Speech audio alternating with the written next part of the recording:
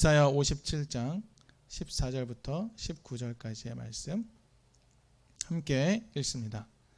내가 말한다. 땅을 도두고 도두어서 길을 내어라. 나의 백성이 걷는 길에 거치는 것이 없게 하여라. 지극히 높으신 분, 영원히 살아계시며 거룩한 이름을 가지신 분께서 이렇게 말씀하신다.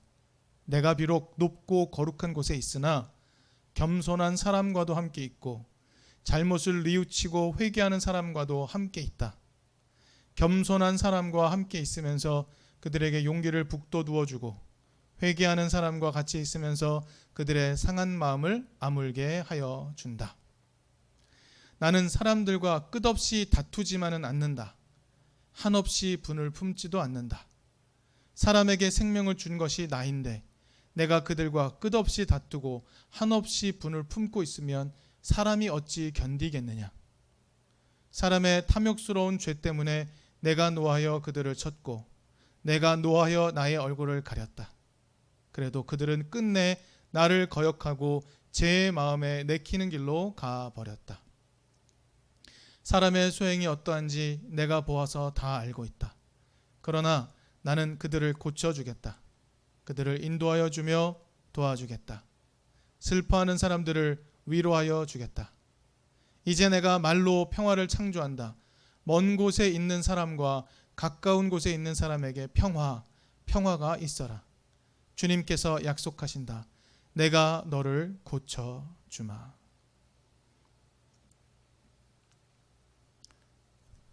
여러분, 성경을 이해하기 위해서 우리는 조금 성경의 맥락을 이해할 필요가 있습니다. 성경을 살피실 때 앞뒤 본문을 함께 읽으시는 시간들을 가지셨으면 좋겠습니다. 여러분, 우리가 사용하는 중요한 표현 중에 가치관이라는 표현이 있습니다. 여러분, 혹시 가치관의 영어 표현은 무엇일까요? 우리 송이자매는 쉽게 헤아릴 수 있겠죠. 영어 단어는 values입니다. 가치라고 할 때는 value라고 표현하지만 가치관이라고 할 때는 values라고 표현하더라고요. 여러분, 그러면 가치관이라는 건 어떻게 정의를 내리면 좋을까요? 가치관은 사람이 자신이 속한 세계 안에서 특정한 행동 양식, 특정한 존재 양식, 그것이 다른 것보다 더 바람직하게 하다고 여기는 어떠한 기본적인 신념을 말합니다. 자기가 속한 세계 안에서 어떠한 특정한 행동과 특정한 존재 양식이 다른 것보다 더 바람직하다라고 여기는 기본적인 신념을 가치관이라고 말한다는 것이죠. 근데 저는 영어 단어가 복수 형태로 되어 있다는 것에서 매우 중요한 영감을 하나 얻을 수 있었습니다. 복수 형태로 되어 있다는 것, 그것은 무엇을 말하는 것일까? 여러분, 무엇이 더 가치 있다고 여기는가 하는 것은요, 사람마다 다릅니다. 참으로 다양한 기준이 존재하죠. 사람의 삶에서 어떤 대상에 대해 무엇이 좋고 무엇이 옳고 무엇이 바람직한 것인가 하는 그런 판단, 이 기준들은 너무나도 다양하더란 말입니다. 자, 도덕적인 판단을 가치관의 기준으로 삼을 수도 있습니다. 어떤 것은 옳고 어떤 것은 틀렸어 라고 하는 것, 그런 도덕적인 기준을 가치관의 기준으로 삼을 수도 있죠. 또 어떤 사람은 이런 상태가 행복한 거야, 이런 상태가 불행한 거야 라는 것을, 그런 심미적 판단을 가지고 가치관의 기준으로 삼기도 합니다. 그리고 어떤 사람들, 그리고 이 시대의 많은 사람들은 돈이 많고 돈이 적은 것, 그것을 가치관의 기준으로 삼기도 합니다. 이렇듯 우리는 같은 세상 안에 살고 있지만 가치를 결정하는 체계는 사람마다 다르게 가지고 있습니다. 그래서 이제 여러분에게 질문해 보려고 합니다. 여러분은 어떤 가치관을 가지고 있습니까? 무엇이 여러분의 가장 기본적인 신념입니까? 여러분의 가치관의 가장 밑바닥에 터전은 어떤 것입니까? 무엇이 가장 가치 있는 일이라고 생각하십니까? 여러분, 만약 우리 스스로가 자기 자신을 기독인이라고 인식하고 있다면 여러분은 무엇이 가장 가치 있는가 하는 것을 예수를 통해 배우고 계십니까?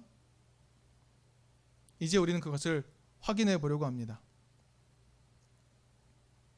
오늘 우리는 이사야 본문을 통해서 야훼 하나님께서 중요하게 여기시는 가치, 그것이 무엇인지 돌아보려고 합니다. 하나님이 가장 중요하게 여기는 것은 무엇인지 한번 살펴보려고 합니다. 그리고 그러한 가치로 돌이키는 사람들, 그들에게 평화를 주시는 하나님을 만나보려고 합니다. 하나님의 가치로 돌이키는 사람들에게 상시적으로 평화를 만들어 주시는 분, 그 하나님을 찾아보려고 합니다. 여러분, 우리 이사야서 우리 봤죠? 이사야서는요 총 66장으로 구성이 되어 있습니다. 그런데 연구를 해보니까 창세기는 한 명의 저자가 쭉 다 쓴 것이 아니라는 사실을 확인하게 되었습니다.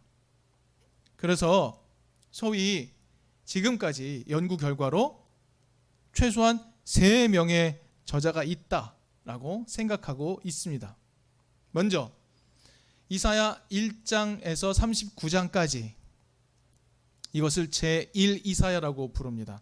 이것의 배경은 어떠냐 하면요, 북이스라엘은 아시리아에게 완전히 멸망하고 남유다는 바벨론에게 멸망하기 직전의 상황입니다. 매우 위태로운 상황인 것이죠. 그래서 이사야가 우리는 하나님께로 돌아가야 된다라고 말하는 것이 1장부터 39장까지의 주 내용입니다. 시대로 조금 구분해 보자면 바벨론 포로로 잡혀가기 전의 이야기입니다. 그런데 40장부터 55장까지는 분위기가 완전히 다릅니다. 이것을 제2이사야라고 부릅니다. 이 배경은요, 바벨론의 포로로 잡혀가 있는 이스라엘 백성들에게 너희는 이제 회복될 거야 라고 말하는 내용이 주를 이룹니다. 느낌이 완전히 달라지는 것이죠. 그리고 세 번째 부분 56장에서 66장까지를 제3이사야라고 부릅니다. 이 배경은 어떠냐 하면 하나님의 은총으로 바벨론 포로에서 돌아오게 된 이스라엘 백성들이 어떤 삶을 살아야 하는가에 대해 이야기하는 장면으로 구성이 되어 있습니다. 이렇게 이사야서는 3개의 큰 덩어리로 나누어져 있습니다. 그리고 오늘 본문은 제3이사야의 맥락 속에 있습니다. 바벨론 포로에서 돌아온 사람들이 이제는 어떻게 살아야 되는가에 대한 이야기를 담고 있는 맥락 속에서 오늘 우리는 본문을 확인해 봐야 합니다. 오늘 본문을 이해하기 위해서 우리는 56장으로 조금 넘어가 볼 필요가 있습니다. 56장 1절부터 8절까지 내용은요, 포로에서 돌아온 시대에 하나님의 구원을 경험하고 돌아온 사람들이 어떠한 새로운 공동체를 만들어야 하는지에 대한 모습을 소개하고 있습니다. 여기서 매우 중요한 이야기가 나옵니다. 새로운 공동체는 과연 어떤 곳이어야 하는가? 56장부터 66장까지의 내용을 조금 잘 살펴보면 매우 중요한 기준들이 있음을 헤아릴 수 있게 됩니다. 포로로 잡혀가기 이전에는요, 이스라엘은 강력한 왕이 통치하는 나라였습니다. 왕이 하나님의 뜻을 매개하고 왕이 하나님과 계약을 맺는 그런 민족이었습니다. 그러나 이제 포로 생활을 그치고 돌아온 이스라엘 민족은 어때야 하는가? 그들은 이제 왕이 필요 없다고 성경은 이야기합니다. 그런 왕권은 필요 없습니다. 그리고 하나님의 계약은 백성들이 직접 맺게 됩니다.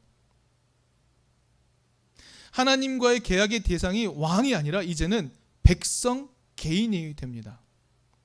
마치 근대 민주주의의 시작의 모습과 유사하다고 여겨질 정도입니다. 그래서 이제는 너희들 다시는 강력한 다윗 왕조의 회복을 꿈꾸지 말아라.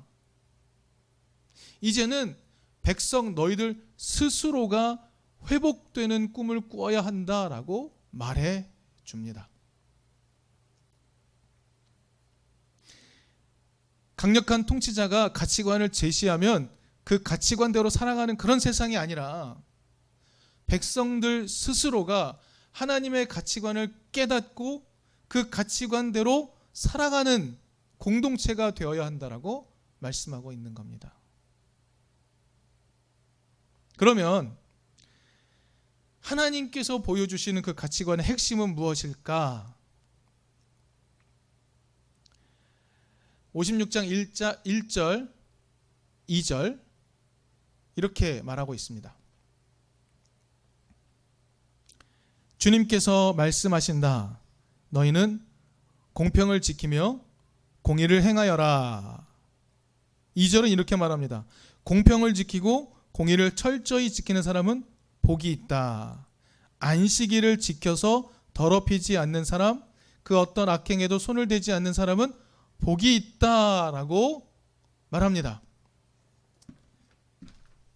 주님의 말씀입니다. 주님의 가치관의 정리입니다. 안식일을 지켜서 더럽히지 않는 사람, 악행에 손을 대지 않는 사람이 복이 있다라고 말하십니다. 공평과 공의를 중요하게 여기는 사람, 그런 사람은 안식일을 제대로 지키는 것, 그것을 가장 중요한 가치로 삼는 사람이다라고 말씀하고 계시는 겁니다. 여러분, 이렇게 진부한 이야기, 이렇게 당연해 보이는 이야기, 하나님은 왜 하시는 걸까요? 여러분, 하나님께서 새로운 공동체에게 요구하시는 것이 무엇입니까? 공평과 공의를 지키고 안식일을 지키는 것이라고 말하고 있습니다. 대체 이것은 무슨 말인가? 여러분, 지금 이스라엘 백성들이 포로에서 돌아와 팔레스타인 땅으로 왔습니다. 도착했습니다. 여러분, 그러면 포로로 잡혀가 있는 기간 동안 원래 그들의 땅이었던 팔레스타인에는 누가 살고 있었을까요? 누군가가 대신 그 지역에서 살고 있지 않았겠습니까? 이사야 56장은 그들이 누구인지 존재를 알려줍니다. 56장 3절 이렇게 말합니다. 이방 사람이라도 주님께로 온 사람은, 주님께서 나를 당신의 백성과는 차별하신다 하고 말하지 못하게 하여라. 고자라도 나는 마른 장작에 지나지 않는다 하고 말하지 못하게 하여라 라고 말씀하십니다. 지금 포로로 잡혀가 있던 이스라엘 백성들이 살던 그 원래 땅 팔레스타인에 누가 살고 있습니까? 이방 사람들과 고자로 표현되는 장애를 가진 이들이 살고 있었습니다. 그들이 살고 있던 그 땅으로 포로 잡혀갔던 이스라엘 백성이 돌아온 겁니다. 여러분, 포로였던 이스라엘 백성들을 입장에서 보면 새로운 구원의 시대가 열린 겁니다. 하지만 그 포로 기간 동안, 그 공백 기간 동안에 팔레스타인 땅에 살고 있던 사람들에게는요, 또다시 박해의 시대가 열린 것과 다름없습니다. 그래서 하나님은요, 이사야 56장 3절 8절에서 이렇게 말씀을 하고 계세요. 한번 여러분의 성경책을 읽으시면서 따라오시면 좋겠습니다. 이제 새로운 구원의 시대 공동체는 혈연에 기초하지 않는다. 이스라엘 백성 그 혈통에 기초하지 않는다. 하나님의 말씀에 기초한다. 이방 사람이든 장애인이든 상관없다. 그 누구라 할지라도 안식일 정신, 여러분 안식일 정신이 무엇인지가 중요하죠. 안식일 정신은 무엇입니까? 하나님이 6일 동안 일하고 제7일에 쉬셨습니다. 하나님이 지치셨나요? 아닙니다. 하나님은 제6일까지는 일하고 7일은 무조건 쉬라고 하십니다. 안식일 정신의 기본은 무엇입니까? 권력자들에게 안식일 정신을 지키라고 말할 때 어떤 일이 벌어지나요? 권력자 너희들 7일 내내 일하게 해서 너희들의 소유가 많아지게 하는 그런 탐욕 버려라 라고 말씀하는 겁니다. 약자들에게 안식일 정신은 어떤 건가요? 너희들이 6일 일했지만 제7일은 반드시 쉬면서 생명의 자유를 누리거라 라고 말하는 겁니다. 그 안식일 정신, 생명을 담보하는 정신, 누구라도 살게 하는 그 정신, 그 정신을 지키고자 한다면 혈연 공동체 아니어도 된다. 장애인 상관없다. 그 누구든 상관없다.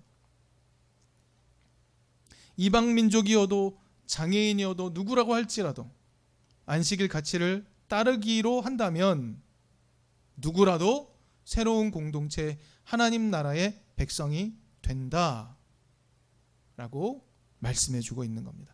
여러분 사실 이 본문의 말씀은요, 신학자와 목회자들 함께 이 말씀을 나눌 때 이 말씀이야말로 누구라도 다른 민족이라도 한 공동체가 될 수 있다는 이런 생각은 오늘 이 시대 다문화 시대로 변화하는 이 시대에 매우 중요한 말씀이다 라고 이야기합니다.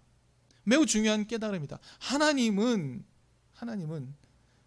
이방 민족이든 장애인이든 그 누구든 상관하지 않고 이제는 새롭게 시작될 공동체는 강력한 지도자에 의해서 되는 것이 아니라 하나님의 뜻에, 하나님의 안식일의 그 뜻에 동의하는, 그 가치에 동의하는 자들은 누구라도 생명의 기회를 얻는 것, 그것이 새로운 공동체다라고 말씀해 주고 있는 겁니다.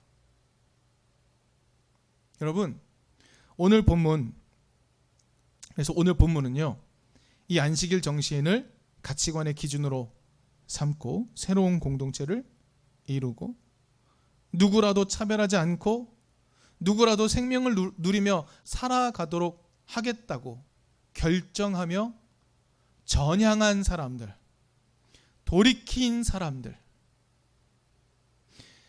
이전에 있던 가치관을 버리고 하나님께서 우리에게 예전부터 알려주셨지만 우리가 잊고 있던 이 가치관으로 돌이키겠습니다라고 결정한 사람들을 향한 하나님의 모습이 어떤지 보여줍니다. 하나님은요, 그렇게 민주적이고 평등적인 생명 가치관 따르기로 결정한 사람들을 향해 찾아오십니다.